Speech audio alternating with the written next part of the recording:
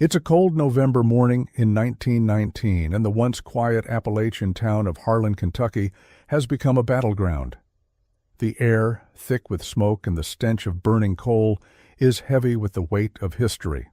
On one side, a group of coal miners, exhausted from the endless cycle of backbreaking labor and meager wages, are on strike.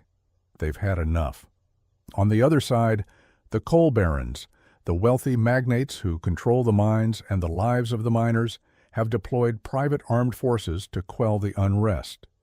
The miners, armed with little more than their determination, are ready to fight for their families and their rights.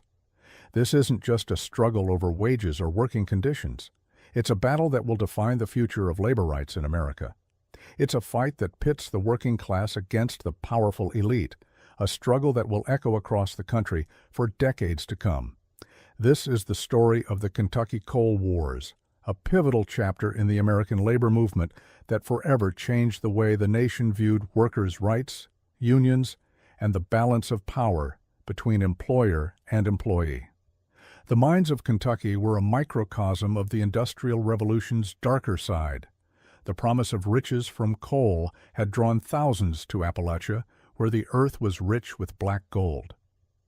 But as the demand for coal grew, so did the exploitation of the workers who mined it. Conditions in the mines were brutal. The miners worked long hours, often 12-hour shifts, 6 days a week, in cramped, dark tunnels where the air was thick with dust and the threat of explosions was ever present. For many, it was a dangerous, soul-crushing existence. But it wasn't just the physical dangers that miners had to contend with. The coal companies had an iron grip on the lives of the workers. They controlled everything, from the wages paid to the workers to the very towns in which they lived. The miners were often paid in scrip, a form of company-issued currency that could only be used in the company store, where prices were inflated to keep workers in perpetual debt.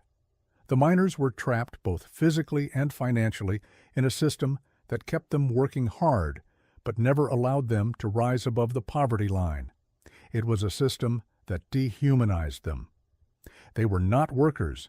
They were tools to extract wealth for the coal barons.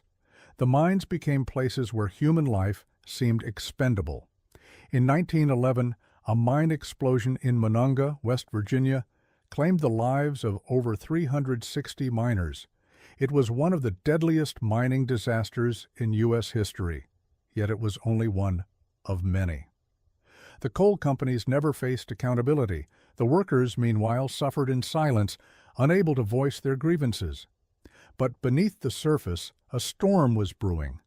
The coal wars were ignited by years of frustration, a desire for better working conditions, and a growing movement for unionization. The United Mine Workers of America, UMWA, had been organizing miners for years, pushing for fair wages, safer working conditions, and the right to join a union without fear of retribution. But the coal barons weren't about to give up their control so easily. In the early 1910s, tensions in Kentucky began to boil over. The striking miners in Harlan were demanding better pay, safer working conditions, and recognition of their union. The coal companies weren't about to grant them these demands without a fight. Instead, they called in private security forces, many of them armed ex-soldiers and mercenaries, to intimidate the workers.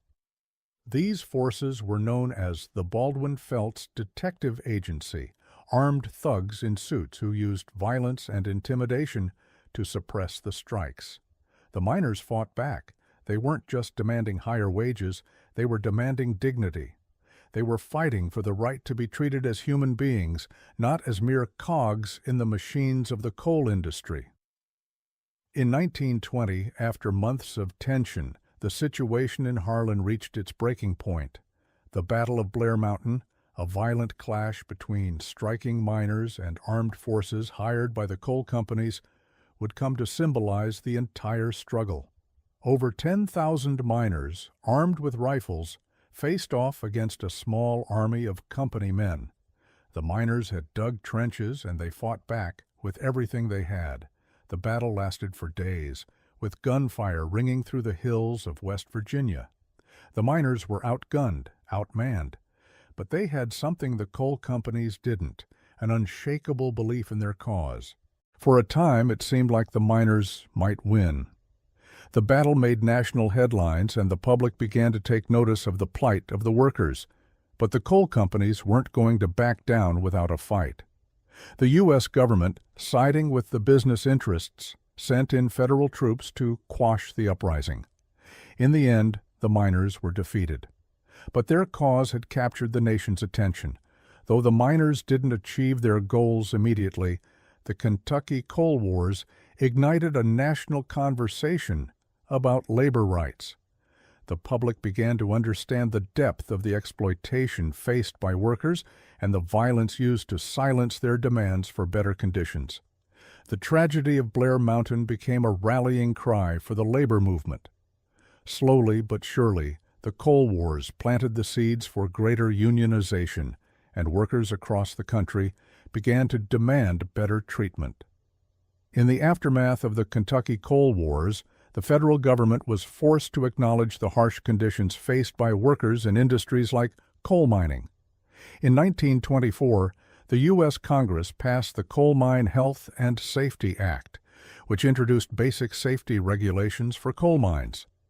This was a direct result of the public outcry and the attention brought to the issue by the Kentucky Coal Wars. It wasn't a victory for the miners, but it was a step toward greater accountability for the coal industry and a recognition of the need for labor reform. The miners' struggle didn't end there. Their fight continued through the Great Depression, with the UMWA and other unions pushing for better pay, safer conditions, and the right to organize. By the 1930s, under the leadership of figures like John L. Lewis, the labor movement gained ground. The New Deal policies of President Franklin D. Roosevelt included provisions for labor rights, and by the end of the decade, the Fair Labor Standards Act had been passed, ensuring minimum wage laws, child labor regulations, and the right to unionize. But it all started in the hills of Kentucky. It started with miners who were willing to risk everything, lives, families, livelihoods, just to be treated fairly. The Kentucky Coal Wars became a defining moment in the fight for workers' rights in America, and their legacy continues to shape labor laws and protections today. The story of the Kentucky Coal Wars isn't just about the past. It's about the ongoing struggle for workers' rights in a modern world still grappling with the tension between corporate power and individual dignity. The miners of Harlan and Blair Mountain may have lost the battle, but they won something far more important. They won the attention of a nation. And in the end, they won the fight for dignity and justice, one that still resonates with workers today.